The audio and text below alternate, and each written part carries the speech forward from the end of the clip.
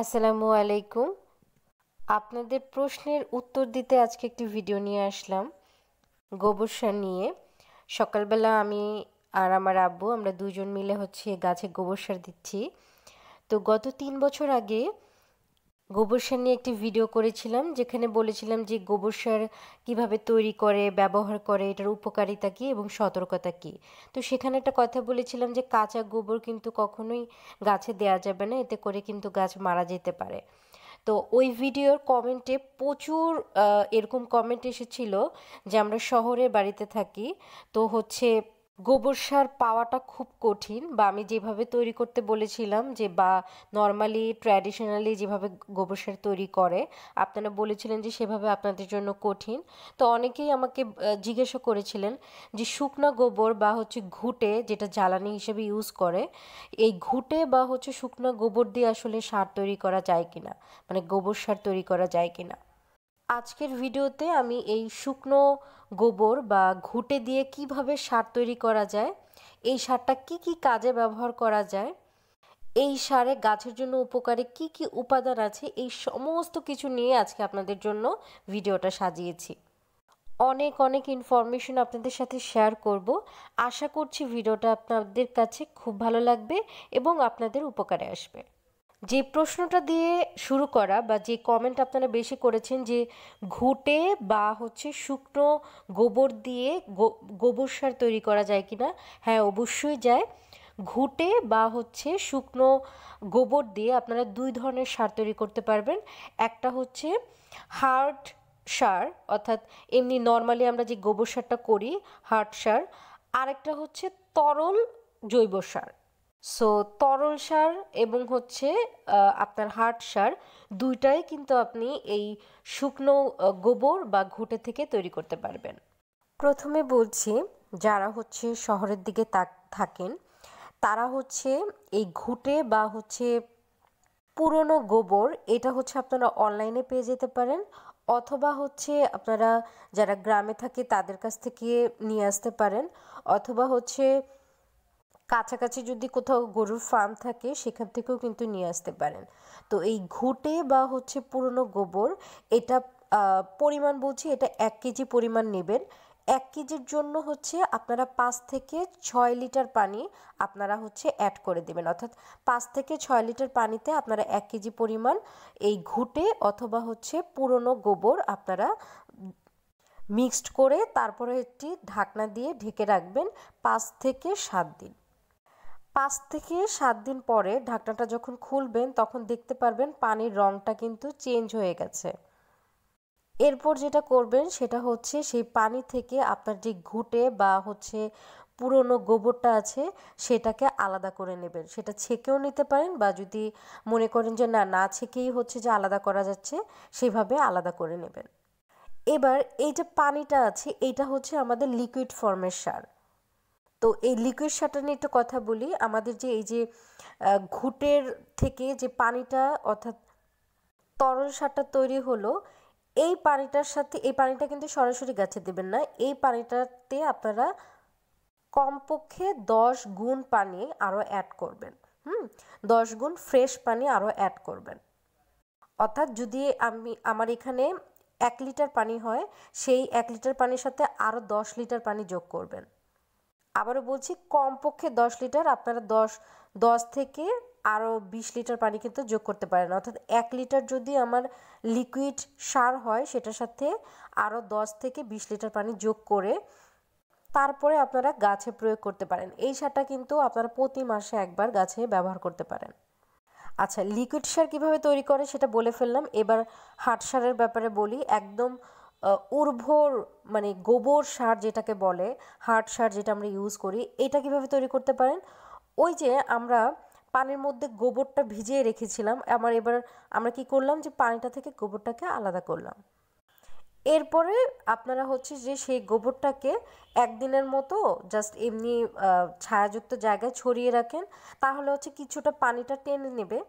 এরপরে একদিন পরে এই যেই ঘুঁটেটা আছে বা পুরনো গোবরটা আছে, এইটাকে গুঁড়ো গুঁড়ো করে নেবেন। হ্যাঁ, একদম মানে শক্ত কোনো কিছু দিয়ে তারপর এটাকে গুঁড়ো গুঁড়ো করে নেবেন।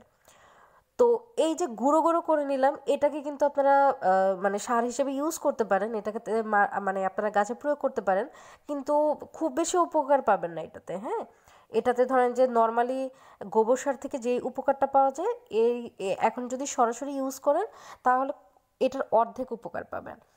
তো সেটাও করতে পারেন যদি অর্ধেক উপকার পেতে চান। আর যদি পুরো উপকার পেতে চান তাহলে যেটা করতে হবে, এই যে গুঁড়ো গুঁড়ো করলেন এটার সাথে মাটি মিক্স করতে হবে। ধরুন আপনার ঘুঁটে যদি 1 কেজি হয় তাহলে মাটিও আপনি 1 কেজি নেবেন। তো এই মাটির সাথে আপনি কি করবেন, এই ঘুঁটেটাকে ভালোভাবে মিক্সড করবেন।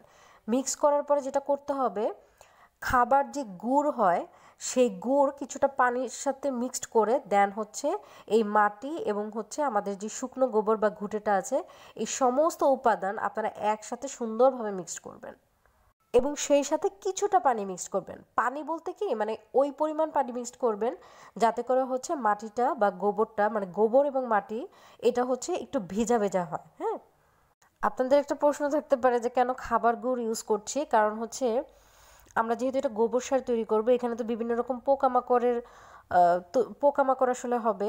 এই পোকামাকড়গুলো হওয়ার জন্য কিন্তু আমার এখানে এই যে খাবার যে গুড়টা এটা প্রয়োজন। তো তাহলে আমরা কি করলাম, কিছুটা পানি, তারপরে হচ্ছে আমাদের খাবারের গুড়, তারপরে হচ্ছে মাটি এবং হচ্ছে শুকনো গোবর বা হচ্ছে ঘুঁটে, সমস্ত কিছু একসাথে সুন্দরভাবে মিক্সড করলাম।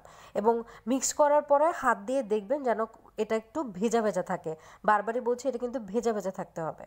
এরপর যেটা করবেন, আপনারা একটা বালতি নিতে পারেন, ঢাকনাযুক্ত বালতি। যদি ঢাকনাযুক্ত বালতি নেন তাহলে যেটা করতে হবে, সেই বালতিটাতে কিন্তু ছিদ্র করে দিতে হবে। অথবা আপনারা বস্তা নিতে পারেন, বস্তা নিলেও সেগুলো কিন্তু ছিদ্র থাকতে হবে। কারণ হচ্ছে আমরা যে বস্তায় বা হচ্ছে বালতিতে এই গোবর মিশ্রিত মাটিটা রাখতেছি, এইটাতে হচ্ছে আগেও বললাম যে এখানে তো আসলে বিভিন্ন রকম পোকামাকড় জন্মাবে। তো এই পোকামাকড়গুলো মানে হচ্ছে এদের যদি আমরা একদম মানে ছিদ্র না করে, পাত্রটা ছিদ্র না করে যদি আমরা হচ্ছে এই গোবর মিশ্রিত মাটিটা রাখি তাহলে কিন্তু পোকামাকড়গুলো মারা যাবে। তাই যেই পাত্রই আমরা নিই না কেন, সেটা বালতি হোক বা সেটা হচ্ছে বস্তা হোক, সেখানে কিন্তু কিছুটা ছিদ্র করে আমাকে দিতে হবে। এরপরে আমরা যে পাত্রটা নিচ্ছি সেই পাত্রে আমাদের সেই ঘুঁটে বা হচ্ছে শুকনো গোবর মিশ্রিত যেই মাটিটা আছে সেটা রাখতে হবে। এরপরে যে কাজটা করতে হবে, প্রতি মানে ধরেন যে 1 সপ্তাহ পর পর আপনার বস্তাটা খুলে বা হচ্ছে বালতির ঢাকনাটা খুলে আপনার হচ্ছে কোনো একটা লাঠি বা কিছু দিয়ে কিন্তু এই মাটিটা আবার একটু মিক্স করে দিতে হবে। অর্থাৎ নিচের মাটিটা উপরে, উপরের মাটিটা কিন্তু নিচে করে দিতে হবে। আর হচ্ছে সামান্য একটু পানি দিতে হবে। সামান্য পানি বলতে ওই যে খেয়াল করতে হবে যে এটা যেন শুকনা না হয়ে যায়। হ্যাঁ, মানে আমাদের এই যে গোবর মিশ্রিত যে মাটিটা এটা যেন শুকনা না হয়ে যায়, এই জন্য সবসময় ওইটুকু পরিমাণ পানি দিতে হবে যাতে করে একটু ভেজা ভেজা থাকে। তো এরকম প্রতি সপ্তাহে আপনারা হচ্ছে 7 দিন পর পর ওই বস্তাটা খুলে দিবেন বা হচ্ছে আপনাদের যে বালতিটা আছে ঢাকনাটা খুলে দিবেন, দিয়ে তারপরে একটা লাঠি বা কিছু দিয়ে ভালো করে উপরের মাটিটা নিচে, নিচের মাটিটা উপরে দিয়ে দিবেন এবং সেই সাথে মাটিটা খেয়াল করতে হবে যে একটু ময়েশ্চার আছে কিনা, ময়েশ্চার না থাকলে কিছুটা পানি দিয়ে দিতে হবে। আরেকটা বিষয়, পানি দেওয়া বলতে কি, মানে হচ্ছে হাত দিয়ে দেখবেন যে একটু ভেজা ভেজা আছে কিনা। একদম মানে মাটিটা হাতে নেওয়ার পরে টুপটুপ করে পানি পড়ছে এমন পানি কিন্তু না, জাস্ট একটা ভেজা ভেজা ভাব থাকবে। এইভাবে এই প্রসিডিওরে কমপক্ষে আপনারা 2 মাস কিন্তু এই মাটিটাকে রাখতে হবে, কমপক্ষে 2 মাস। আর যদি আপনারা আরও বেশি সময় রাখতে পারেন, 3 মাস, 6 মাস, 1 বছর রাখতে পারেন তাহলে তো খুব ভালো হয়। তবে কমপক্ষে 2 মাস রাখবেন। তো এরপরে মানে যখন হচ্ছে 2 মাস পরে মোটামুটি আমাদের গোবর সারটা রেডি হয়ে যাবে। আর আপনারা চাইলে তো 2 মাস, 6 মাস, 1 বছর রাখতে পারেন, কোনো সমস্যা নাই। যত বেশি দিন রাখবেন তত বেশি ভালো। তো ধরেন 2 মাস আপনি রাখবেন, তারপরে কি করবেন, সরাসরি গাছে দিবেন না, সরাসরি গাছে দিবেন না।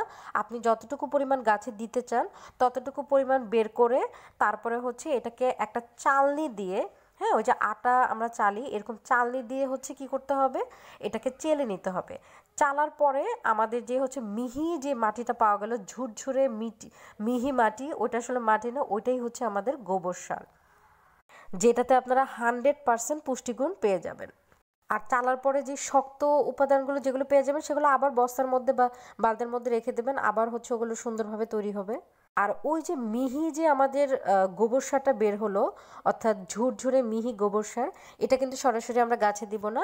ওইটা চালার পরে আমরা 1 দিন বা 2 দিন আমরা হচ্ছে যেটা করব, আমরা শুকনো শুকনো এবং হচ্ছে ছায়াযুক্ত একটা জায়গায়, মানে 2-1 দিন আমরা এটাকে একটু শুকিয়ে নেব। অর্থাৎ সরাসরি রোদে দেব না, মানে ছায়াযুক্ত জায়গায় একটু যেন বাতাসে হচ্ছে পানিটা টেনে নেয়, এভাবে একটু শুকিয়ে নিব। তারপরে হচ্ছে এটা আমরা কিন্তু গাছের সরাসরি আমরা এটা ইউজ করতে পারবো। এবার বলছি, এই যে হাটপ্রমের এই যে সুন্দর আমরা একটা গোবর সার পেলাম, মানে এটা তো চমৎকার একটা সার। এই সারটা কিন্তু আমরা অনেক কাজে ব্যবহার করতে পারি।